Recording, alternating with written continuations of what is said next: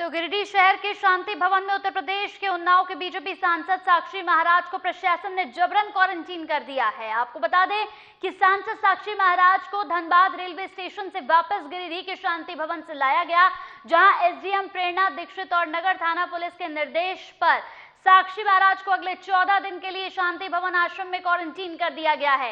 इस दौरान साक्षी महाराज ने हेमंत सरकार पर बदले की भावना से काम करने का आरोप लगाया है। आपको बता दें कि पिछले दिनों तेज प्रताप रांची आए और रांची से वापस पटना चले गए, लेकिन उन्हें क्वारंटीन नहीं किया गया।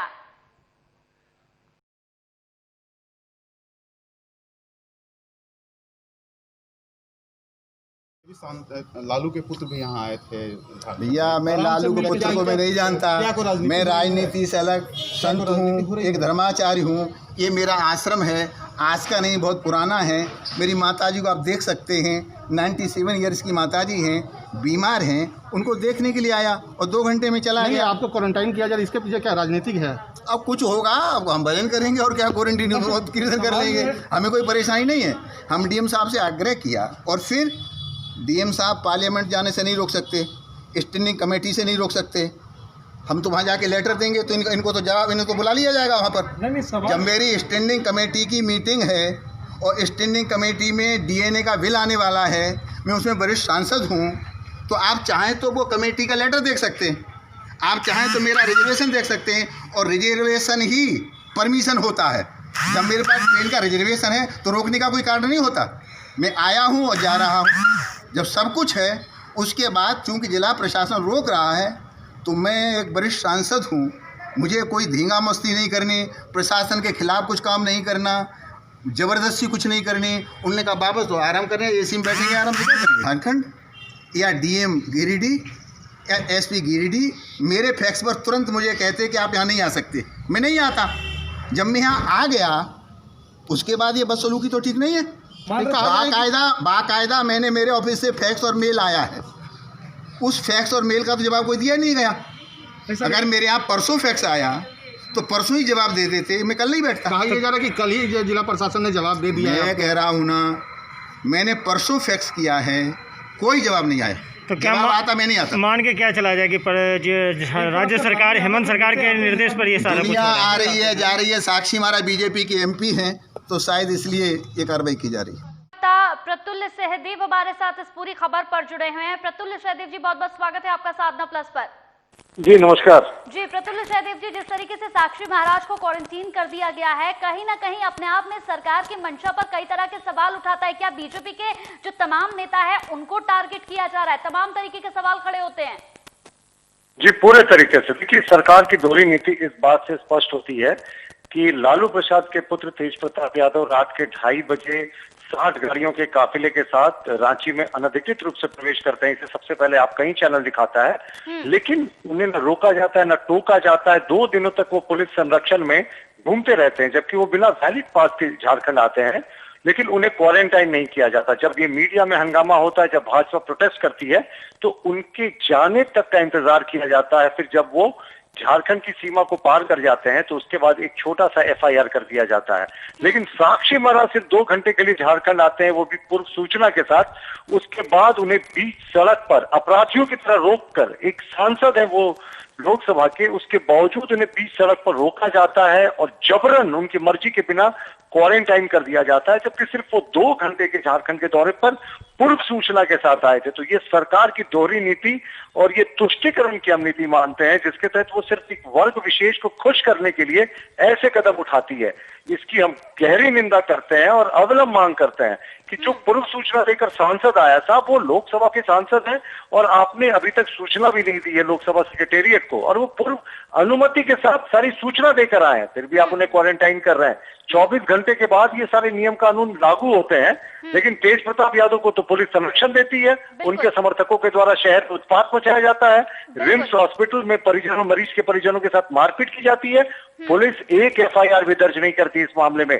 तेज प्रताप को 2 दिन तक पुलिस संरक्षण में घूमने दिया जाता है, जब वो झारखंड की सीमा से निकल जाते हैं तब एक छोटा FIR होता है। वाकई प्रतुल सहदेव जी, जिस तरीके से आपने कहा, और सबसे पहले साधना प्लस ने इस खबर को दिखाया था कि तेजस्वी किस तरीके से अपने पूरे काफिले के साथ यहाँ पर तेज प्रताप पहुंचे थे। साथ ही साथ यहाँ सबसे बड़ा सवाल ये उठता है कि कुछ दिन पहले इरफान अंसारी समेत 3 कांग्रेसी नेता दिल्ली से लौटे थे, पर उन्हें क्वारंटीन नहीं किया गया था। जी बिल्कुल, ये पहला उदाहरण नहीं है। देखिए, इसके अतिरिक्त कितने ऐसे नेता हैं जिनके जो समर्थक हैं, जिनके साथ वो दिन रोज बैठते हैं, उनका कोरोना टेस्ट पॉजिटिव आ रहा है, लेकिन कॉन्ट्रैक्ट ट्रेसिंग करके इन मंत्रियों को भी होम क्वारंटाइन नहीं किया जाता। मुख्यमंत्री आदेश देते हैं कि सारे मंत्रियों को होम क्वारंटाइन किया जाए, उसके बावजूद वित्त मंत्री रामेश्वर उरांव अपने मुख्यमंत्री का आदेश का उल्लंघन करके पूरे तरीके से सार्वजनिक रूप से घूमते रहते हैं।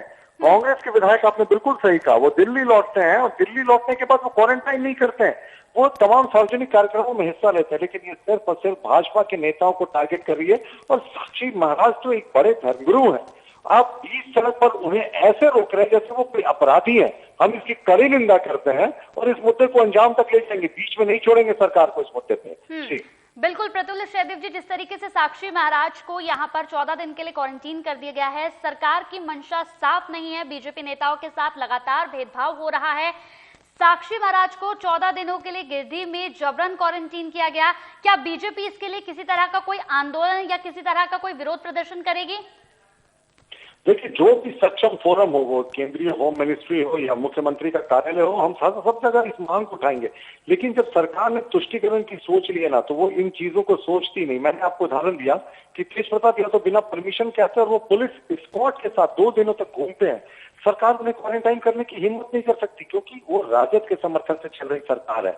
इसके उलट एक अंतर्राष्ट्रीय ख्याति प्राप्त धर्मगुरु साक्षी महाराज जो सांसद भी है, उन्हें बीच सड़क पर पकड़ के जिस तरीके से उनको रोका गया, ये बेहद ही दुर्भाग्यपूर्ण है। हम हर उचित फोरम में इस मांग को उठाएंगे और इसका विरोध जारी रहेगा। बदस्तूर जी। तो प्रतुल सहदेव जी, जिस तरीके से आपने कहा, वाकई यहाँ पर सरकार की मंशा साफ तौर पर नजर आ रही है। साथ ही साथ जिस तरीके से अभी हमने आपसे सवाल पूछा कि क्या किसी तरह से कोई विरोध प्रदर्शन बीजेपी करेगी या किसी तरह का कोई आंदोलन करेगी, साथ ही साथ यहाँ एक और सवाल आपसे बनता है कि कुछ दिनों पहले अगर हम बात करें तो यहाँ कुछ दिनों पहले बाबूलाल मरांडी और दीपक प्रकाश को भी जबरन क्वारंटीन कर चुकी हैं। देखिए, आप वो दुर्भाग्यपूर्ण स्थिति को देखिए कि रात के शायद 11:30-12 बजे वो फ्लाइट दिल्ली से आई, विलंब से आई। 12 बजे रात को दीपक प्रकाश जी और जो बाबूलाल मरांडी जी हमारे विधायक दल के नेता है, पूर्व मुख्यमंत्री हैं, उनको होम क्वारंटाइन का ठप्पा लगाकर उनको पुलिस जबरदस्ती होम क्वारंटाइन कर देती है। लेकिन इसके उलट कांग्रेस के जो सब प्रभारी हैं, वो सिंगमर साहब, वो जब रांची आते हैं बिना अनुमति के, तो उसके बाद वो पुलिस स्क्वाड के साथ वो गिरिडीह, धनबाद सब जगह बैठकें करने लगते हैं। जब भाजपा इस पूरे मुद्दे की जानकारी केंद्रीय गृह मंत्रालय को देती है, तो उसके बाद केंद्रीय गृह मंत्रालय हरकत में आता है और फिर राज्य सरकार से स्पष्टीकरण पूछा जाता है, तब राज्य सरकार उन्हें वापस लौटने का आदेश देती है। साक्षी महाराज जी के साथ जो भी वो बहुत दुर्भाग्यपूर्ण है। हम हर उचित फोरम पर इसे उठाएंगे और हमारा पूरा प्रयास रहेगा, ये जो क्वारंटाइन का गलत आदेश है, इसे सरकार को वापस लेने को हम मजबूर करेंगे। जी चलिए, बहुत बहुत शुक्रिया हमारे साथ जुड़ने के लिए। तो प्रतुल सहदेव हमारे साथ जुड़े थे, बीजेपी प्रवक्ता।